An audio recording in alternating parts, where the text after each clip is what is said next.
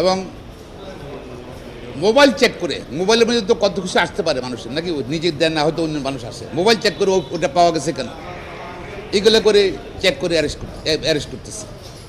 এটা কেমন কথা হলো? মানুষের ব্যক্তি স্বাধীনতা নাই, মানুষের বাক স্বাধীনতা নাই, প্রাইভেসি নাই।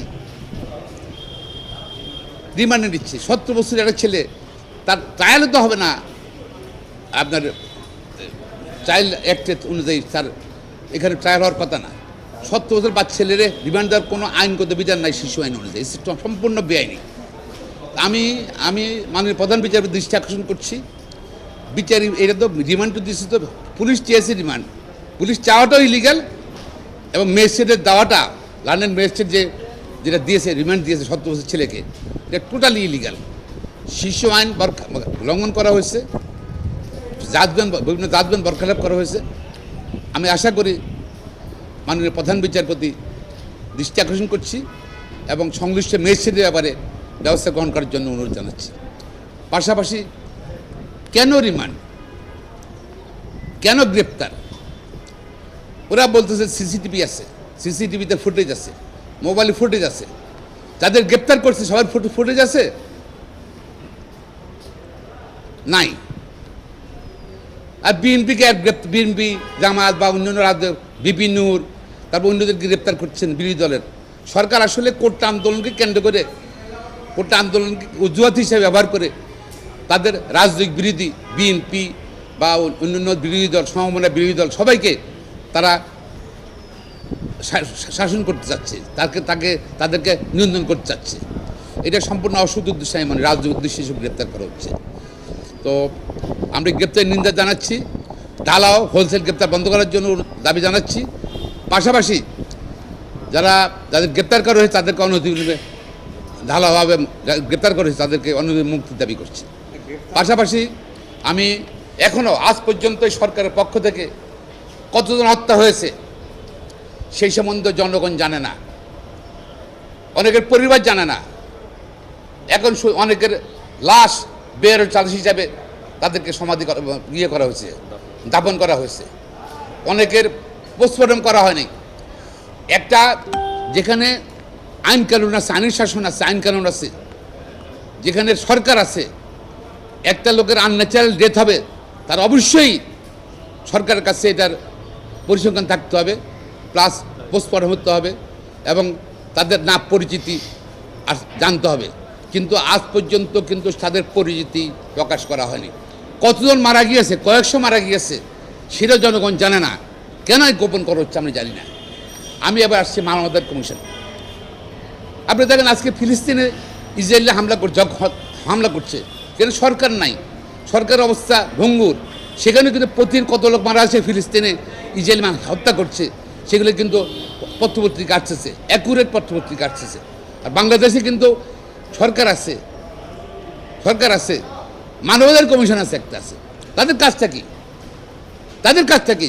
বাংলাদেশে মানবাধিকার কমিশনের কাজটা কি? তারা কেন কোনো বক্তব্য তাদের নাই? তারা কেন পরিসংখ্যান দিতে পারলো না? সরকারও দিল না, মানবাধিকার কমিশন দিল না। আমি মনে করি এই মানবাধিকার কমিশনে যারা আছে ওরা বিলুপ্ত করে দেওয়া উচিত। এবং রাষ্ট্রের এই যে টাকা তারা বেতন নিচ্ছে, তাদের সুযোগ সুবিধা নিচ্ছে, তারা কোনো কাজ করছে না। তারা মনে সরকারের আজ্ঞাবহ হয়ে গেছে মানবাধিকার কমিশন। এই মানবাধিকার কমিশন দরকার নাই আমাদের। যে মানবাধিকার কমিশন ক্ষয়ক্ষতির বলতে পারবে না, মানুষ হত্যার কথা বলতে পারবে না, সংখ্যা বলতে পারবে না, আহতের কথা বলতে পারবে না, মানবাধিকার কমিশন কী করবো আমরা? আর দেখেন কোন সিচুয়েশনে ছাত্র আন্দোলন হয়েছিল, যে সময় সরকারের একজন উচ্চপদস্থ কর্মকর্তা অর্থাৎ পুলিশের সাবেক আইজিবি বেনজির আহমেদের যে সময় হাজার হাজার কোটি টাকার খবর বেরোলো, যে সময় এই এনবিআরের কর্মকর্তা মতিউরের শত শত কোটি টাকার দুর্নীতি সম্পদের কথা বেরোলো, যে প্রধানমন্ত্রী নিজেই বললেন যে তার ঘরের পিয়ন, অফিসের পিয়ন 400 কোটি টাকার মালিক, এবং কারে বিচার হচ্ছে না, কেউ গ্রেপ্তার হয়নি। ঠিক আছে। তারপর পাবলিক সার্ভিস কমিশনের ড্রাইভার আবেদ আলী বিসিএসএ অনেক কর্মকর্তাকে যার সে প্রশ্ন পাশ করিয়েছে, এখনও তারা বহাল তবিয়ত আছে। সেসব কর্মকর্তারা পুলিশও আছে, শিশু কর্মকর্তারা প্রশাসনও আছে, ওদের ব্যাপারে কোনো ব্যবস্থা গ্রহণ করা হয়নি নাকি?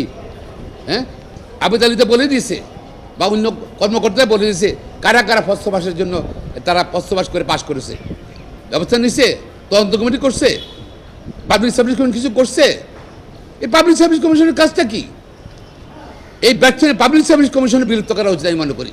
তাদের লজ্জা থাকলে এই দুর্নীতির কারণে, এই প্রশ্নবাসের দুর্নীতির জন্য তাদের পদত্যাগ করা উচিত, আমি নিজেই পদত্যাগ করা উচিত সসম্মানে আমি মনে করি।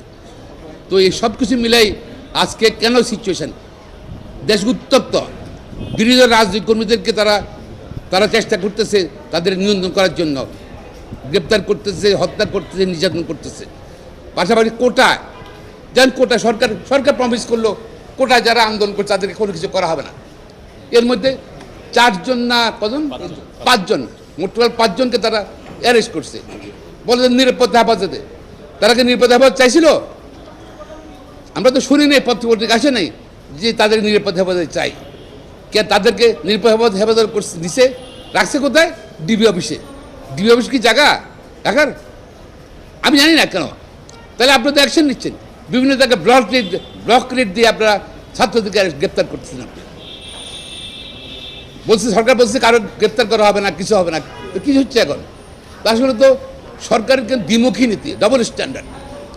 আজকে সম্পূর্ণ এই ক্ষয়ক্ষতির জন্য, জাতীয় সমাজ ক্ষয়ক্ষতির জন্য, হত্যার জন্য, এবং হাজার হাজার লোক আহত হয়েছে, হাজার লোক চোখ নষ্ট হয়ে গেছে, দায়িত্ব কিন্তু সরকারের। সরকার কেন 15 দিন আগে কোটা আন্দোলনের ব্যাপারে অবস্থান স্পষ্ট করে নেই?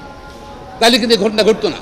আমি মনে করি সরকার সব সার্বিক দুর্নীতি, ব্যাংক লুট, বিভিন্ন খাতে, প্রত্যেক খাতের দুর্নীতি, প্লাস গণহত্যা, এই যে আমি বলবো গণহত্যা, জেনোসাইড, গণহত্যার দায়িত্ব নিয়ে আমার এই সরকার পদত্যাগ করা উচিত অনতি বিলম্বে।